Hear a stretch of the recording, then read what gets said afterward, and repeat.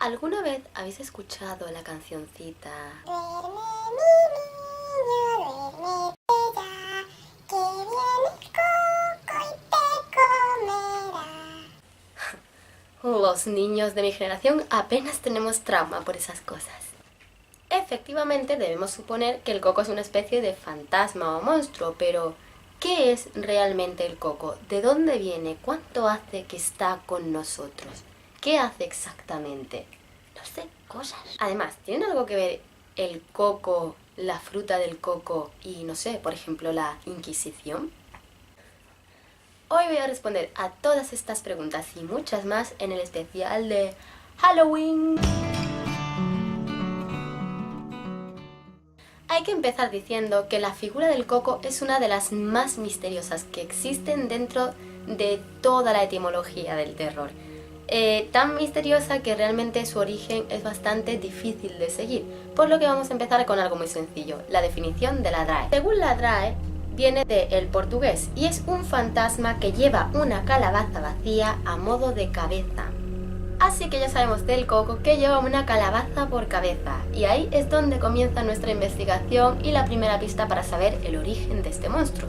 Pues bien, al parecer hace muchos siglos en algunas zonas de España, sobre todo aquellas con influencia celta como podían ser Asturias o Galicia, existía la tradición de, al llegar el otoño, coger calabazas, vaciarlas y hacerle 3 agujeritos a modo de ojitos y boquita para hacer caras. Sí os sonará de algo, pues resulta que antes de que Estados Unidos siquiera existiera como país, como concepto, en España ya se celebraba un proto-Halloween. Así que yo reclamo Halloween para España. España, Halloween.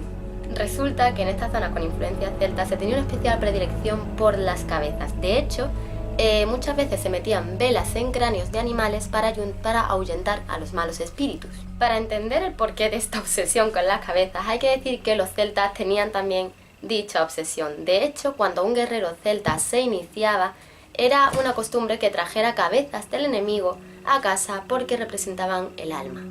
Pues bien, aunque estas costumbres fueron paliadas por la iglesia tras siglos y siglos debido a que obviamente eran consideradas paganas, poco a poco se fueron creando leyendas, misterios, los niños empezaban a hablar de hombres que se ponían la calabaza, de monstruos, o quién sabe, quizá era un método de control de las mamás. Y diréis, pero bueno, eso es hace siglos y siglos y siglos. ¿Cuántos años tiene el coco?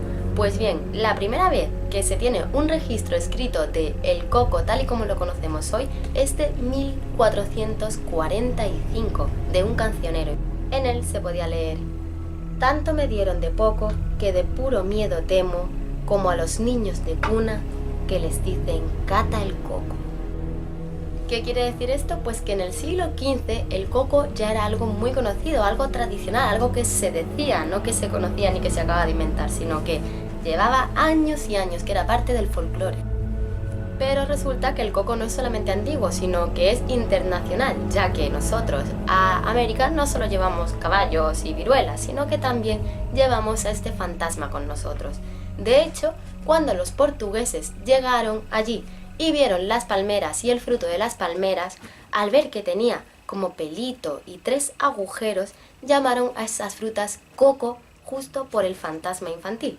Sí, la fruta se llama así por un monstruo.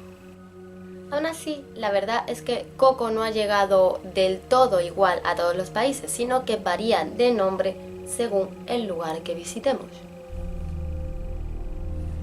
Ahora ya sabemos el aspecto del coco, de dónde viene posiblemente, sabemos que está en todas partes, sabemos que es muy antiguo, pero no sabemos a qué se dedica el coco cuando atrapa a los niños. Y aquí es donde viene lo difícil, porque el coco es tan antiguo que nadie sabe exactamente qué hace. Y es que el coco es una figura tan misteriosa que autores como Unamuno o García Lorca han hablado de él de forma apasionada. El mismo Lorca hablaba de él como una especie de personificación de lo desconocido, un miedo al desconocido, es decir, él no se tiene miedo al coco en sí, sino a todo lo que no conocemos del coco. Para que lo entendáis mejor y en palabras del propio Lorca, nunca puede aparecer, aunque ronde las habitaciones, y lo delicioso es que sigue desdibujado para todos.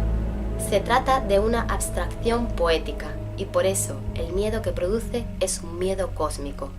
Es decir, el verdadero terror que inspira el Coco y su verdadero poder reside en que al no saber nada de él, puede serlo absolutamente todo. Pues bien, una vez ya tenemos toda esta información, queda lo más interesante, al menos para mí. ¿De dónde viene etimológicamente la palabra coco? ¿Es una fruta? ¿Es un pájaro? ¿Es un avión? ¡No, es Superman! Pues bien, si habéis visto mi vídeo anterior, allí hablo sobre que determinados sonidos designan determinadas cualidades en objetos. Por ejemplo, la O suele designar cosas redondas, es una especie de sinestesia leve. Pues el coco es una palabra perfecta para hablar de este tema, sobre todo porque aparte es un sonido muy onomatopéyico, por lo que de una manera u de otra la encontramos esa palabra en casi todos los idiomas, incluso en aquellos que nunca han estado conectados ni se han tocado. Y lo más curioso es que en todos esos idiomas suele designar siempre algo redondo. Tenemos coco, huevo en italiano, tenemos coca, cabeza en español, tenemos coco, un insecto redondo en euskera, tenemos coque, cáscara de huevo en francés, o cocos, grano, en griego, de donde viene por ejemplo extrafilococo. Por esta razón, el origen de la palabra es muy difícil de rastrear, al igual que la historia en sí de dicha palabra, pero tenemos unas cuantas teorías muy posibles y estoy segura de que alguna debe ser cierta, así que vamos a ellas. 1. Coco como onomatopeya. Al parecer, al ser algo de niños, era muy probable que el coco fuera una simple onomatopeya, una onomatopeya de cuando se daba a la calabaza y sonaba coco, o incluso cuando al tener la boca abierta golpes, madre mía. ¿Quién grabé esto? Segunda teoría, coco como préstamo galo. Como he dicho, en estas zonas donde surgió el coco había mucha influencia celta y en galo hay una palabra para designar capucha y es justo cuculus. Por lo tanto, coco podría ser una acortación de capucha para designar a ese ser al que no se le podía ver la cara.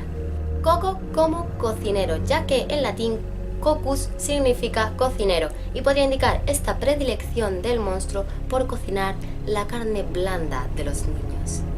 Última teoría, los arrestados por la Inquisición o los condenados. Bueno, supongo que sabréis que los condenados llevaban una especie de cucurucho en la cabeza en forma de penitencia. Pues bien, los niños sabían esto, lo veían, pues esos tenían que pasar por la calle en determinados momentos y se creó el miedo a ese tipo de personas y sobre todo al hecho de que fuera el pecado, la maldad, la que provocaba que tuvieran que llevar esas cosas en la cabeza. Es decir, el diablo se relacionaba con el cucurucho, por lo tanto los niños empezaban a temer que si hacían cosas malas, el cucurucho o el coco les atrapase. Realmente hay algunas teorías más con mucho menor peso que relacionan al coco con algunas deidades africanas y ciertas cosillas más bastante interesantes pero poco probables, al menos en comparación con las que he contado. Así que nada, aquí concluye el especial de Halloween. Espero que os haya gustado la historia del coco, que para mí es la figura más terrorífica que existe del mundo al englobarlo todo, ser ese ser que se esconde en las esquinas, que no se sabe lo que es, no se sabe ni cómo es su cara y no sabes el poder que tiene. Todo eso hace que el coco sea la gran personificación del miedo, lo que en Harry Potter eran los dementores, pues así. Así que nada, besitos cocoteros y nos vemos en el próximo episodio. ¡Mua!